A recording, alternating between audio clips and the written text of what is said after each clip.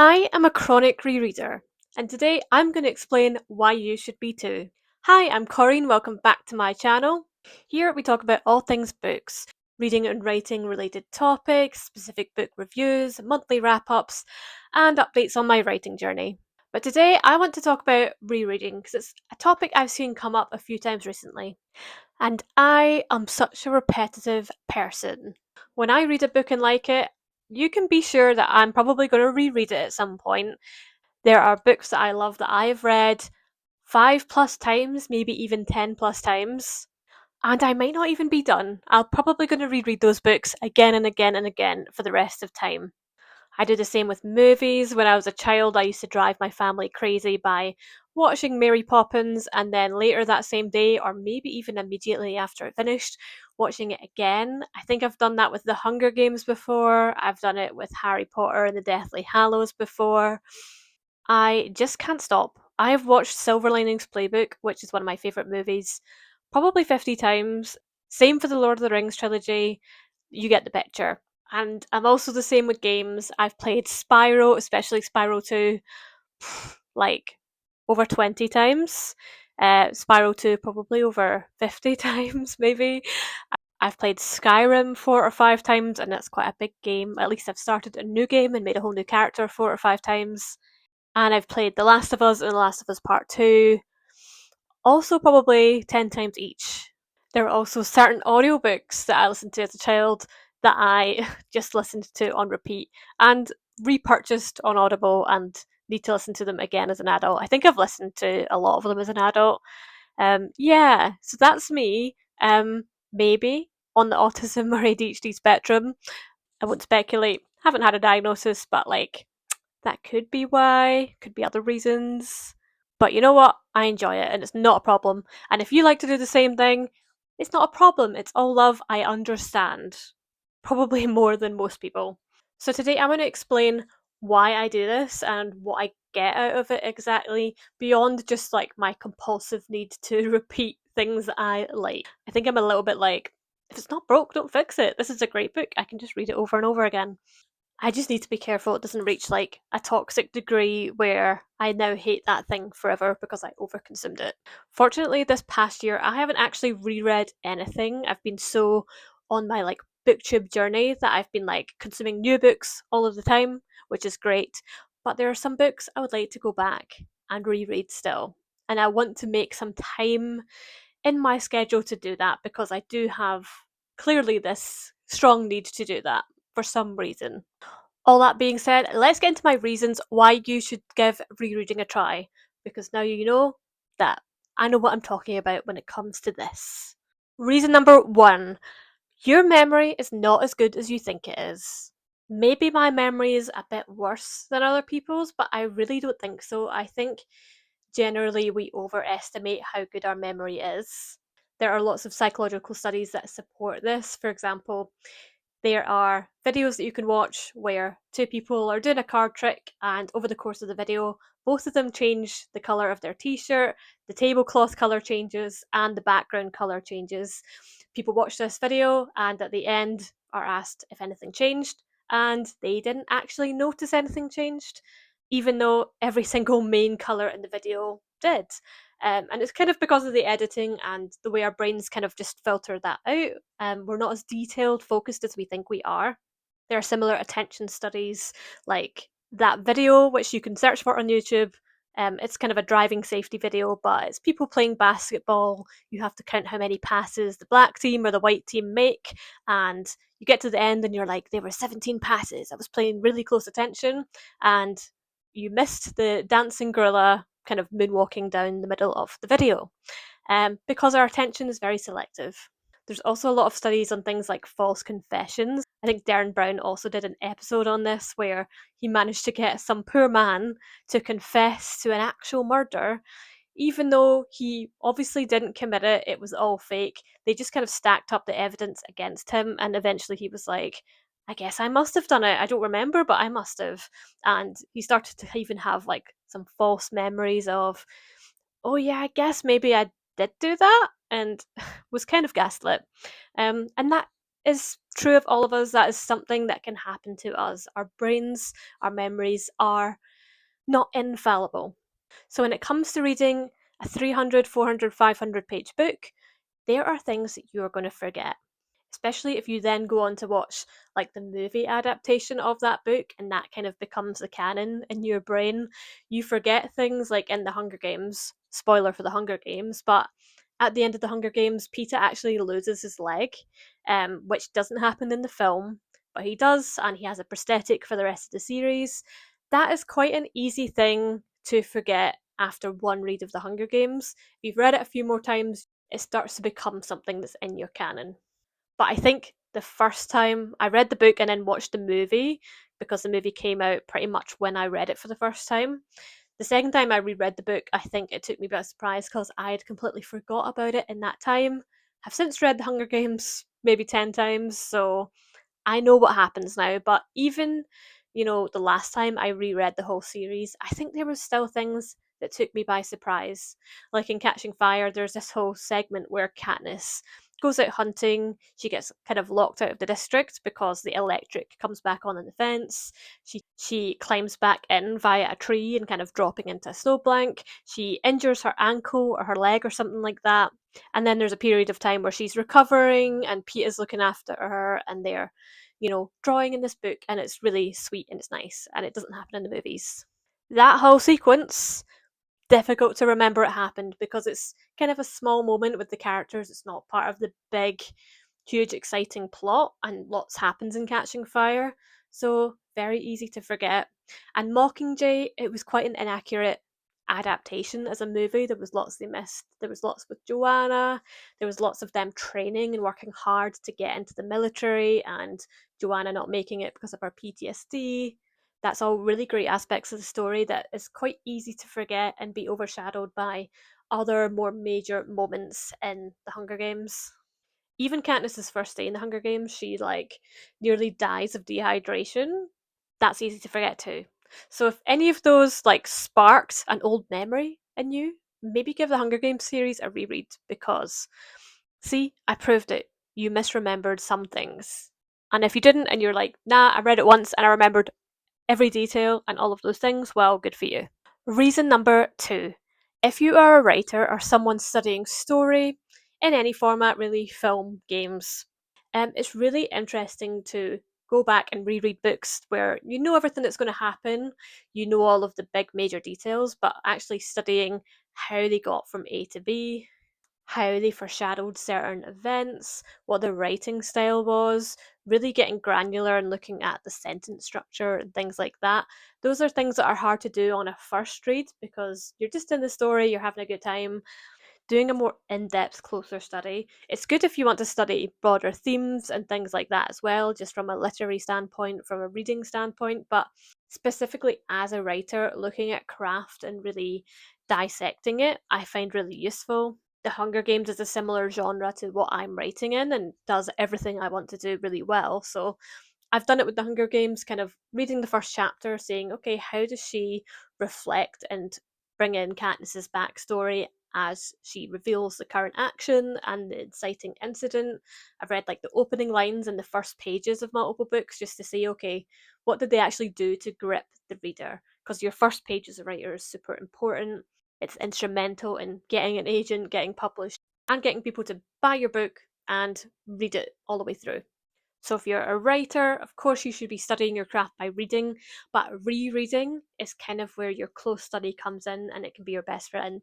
Reason number 3, and I've mentioned this at the start when I talked about audiobooks, you can re experience a story in a completely different format by reading it as an audiobook if you'd only read the physical copy, or reading the physical copy if you'd only read an audiobook. I find audiobooks quite difficult to pay attention to if it's a complex story like a classic or a high fantasy or something like that. Usually because I'm doing housework, going a walk, my brain's getting distracted, I'm driving. Sometimes I can zone out and miss things. And so going back to read physically books that I consumed as an audiobook can kind of clarify some things for me. For example, I started listening to Wuthering Heights as an audiobook and didn't realize that it was a whole narrative within a narrative. I was quite confused, like, who's Linton? what's going on when I first went into it, and I had to actually give up, go and read about Wuthering Heights and be like, oh, okay, that's the character we're following. Because I couldn't pick up those cues from the audiobook while I was also driving and not paying full attention. I think Wuthering Heights might be something I need to look at the physical copy, get my head around, and then go into the audiobook. But I also think the other way around can be true. You can read a physical book and get a lot out of it, but the performance of the audiobook, like the Harry Potter audiobooks narrated by Stephen Fry, are an example of this, where everyone really loves those audiobooks, whether they still support Harry Potter or not. I think we can still all agree, everyone that's listened to those audiobooks, that they're well performed and engaging. Project Hail Mary, I've not listened to it or read it, but I hear the audiobook for that is particularly amazing. The Hobbit and the Lord of the Rings audiobooks are very good. There's actually a dramatisation of the Lord of the Rings and one performed by Andy Serkis, which I need to download and listen to. And I think those are really great because the performances bring a lot of extra to the experience of that story that you don't get from just reading it quietly at home by yourself. It can allow you to reread and reconsume the story in a different way that might bring whole new perspectives to it. And that's something I really like to do. And I like to do audiobooks of books that I've previously read, might not want to spend the time and energy rereading it physically, because I might want to spend that time reading something else. But, if I'm missing the story, I might give the audiobook a go. I can pay less attention because I generally know what happens. I'm not going to get confused and lost, but I can still enjoy the story in a whole new way again and again. Reason number four, which is similar but different, you can also experience these books in a whole new perspective, not just as a new experience, but for example, reading a children's or middle grade or young adult novel as an adult, you might have got something completely different out of it when you read it at kind of an age appropriate time. Reading it as an adult can kind of boost a lot of memories from that time period when you initially read it, can kind of bring you back in time almost. And there might be things that you enjoyed about the book at the time that as an adult with a different perspective, you think differently about that. I think sometimes when we read things young, especially if it's something mature like a classic, you might miss quite a lot of aspects of that story. They might go over your head. So, rereading it as an adult, you might pick up on more things. For example, rereading Hunger Games as an adult as opposed to another 16-year-old, you kind of see Katniss for who she is. She's not a peer to you, she is a child and she's younger and she's unreliable as a narrator. And reading that as an adult is so different from reading it as a fellow 16, 17-year-old. When I post this video, the new Wuthering Heights movie will be out. I've not seen it yet because it's not out yet as of filming, but Emerald, the director, has explained that it's kind of an adaptation that's not faithful because it's a version of Wuthering Heights she read when she was 16. And that's quite interesting because everyone's pulling it up for, not representing the racism, not representing the darkness, not having accurate costuming and things like that. And but with that explanation, I think it makes sense because I think while lots of 16-year-olds probably do pick up on those deeper themes because I think they're quite evident in the narrative, there probably are other 16-year-olds like Emerald who read it and project their own fantasy on it and kind of cut out the bits that don't fit the narrative they want to consume. And that's interesting. It's a different perspective. So if you've done that with old classics that you read as a youngster, maybe reread it as an adult and see if, wow, I really got that wrong the first time. Reason number five, it's fun and it's comforting. Knowing what happens means you don't need to think too hard. And I find that rereading certain books, like Solitaire, for example, bring me back to a time when I was at school. It brings me back to an earlier version of myself, almost like back to a simpler time. And I think that can be comforting as well. Lots of audiobooks I find to be really comforting or like good for going to sleep.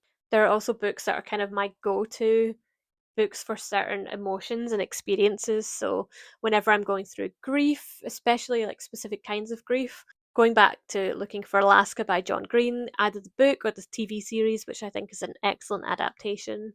I find that really cathartic and helpful in times of grief because I think it represented grief so well, the way the grief of Alaska, it just kind of blindsides you in the middle of the novel.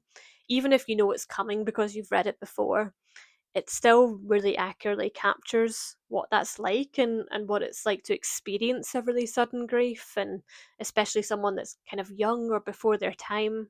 There's an extra tragedy to it, there's an extra like trying to make sense and come to terms with it that isn't necessarily as present with, people that you're expecting to pass away at a normal time, let's say. Looking for Alaska has really helped me deal with that specific kind of grief, and I think I'll go back to it time and time again if I ever experience more grief along the same lines. Reason number six, I think it also is just helpful to reread books. If you're feeling burned out, if you're feeling stressed, if you've got quite a high mental load, reconsuming something familiar, something not necessarily easy, but something that you have an intimate knowledge of already, is much easier than coming to grips with something new.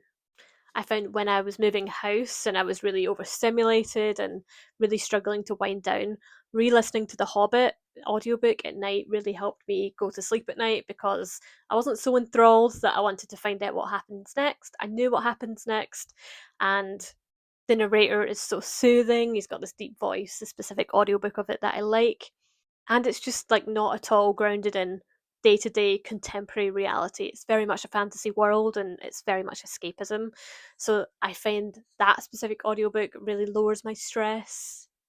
There's also this audiobook I listened to as a child quite a lot called Crummy Mummy and Me. It's about this young girl and her parents are both kind of punks and they're really immature, and she's kind of the mature one and almost kind of parents them. It's quite a like deep story from that point of view, and it's kind of a lot of short stories. But for some reason I find that audiobook really comforting. And whenever I'm sick, like when I've been in the hospital, I have listened to that audiobook and it's kind of comforted me in a way. I think because there's a specific story in there where the main character is sick and her mum takes care of her, and that prompted me to listen to the book when I had a cold or I was sick and I was off school as a child. So now when I'm off sick and kind of off work or in the hospital that one time when I broke my ankle, that's kind of the story I want to return to, especially that specific short story. And because it's a like middle grade novel, it's not too challenging, and by its very nature, it's kind of lowering the mental load and more relaxing because it's not that complex, but it's still a compelling story. I'd really recommend it. It's a good listen. And then finally, reason number seven, and this is probably another one for writers, but I think rereading books that you love and that also kind of match whatever project you're writing can really help spark inspiration.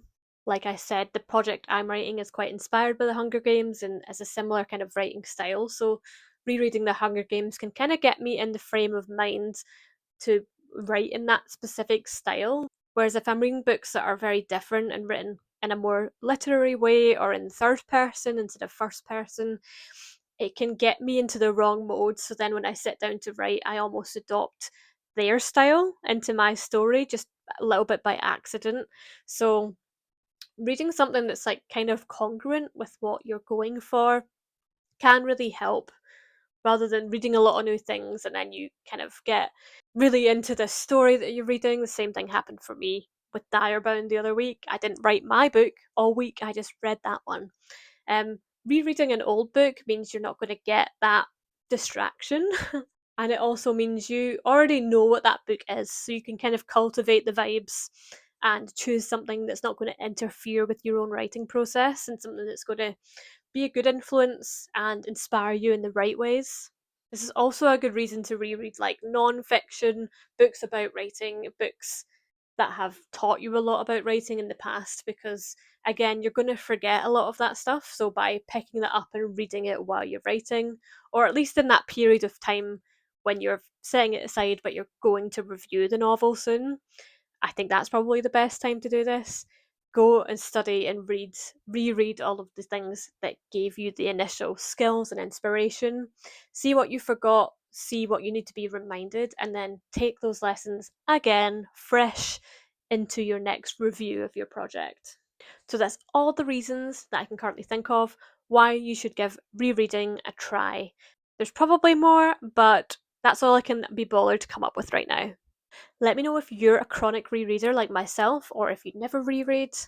Have I convinced you to give it a go? Is there a particular book that you might try to reread in a particular format? And why or why not? Don't forget to subscribe. Thank you so much for watching, and I'll see you in the next video. Bye!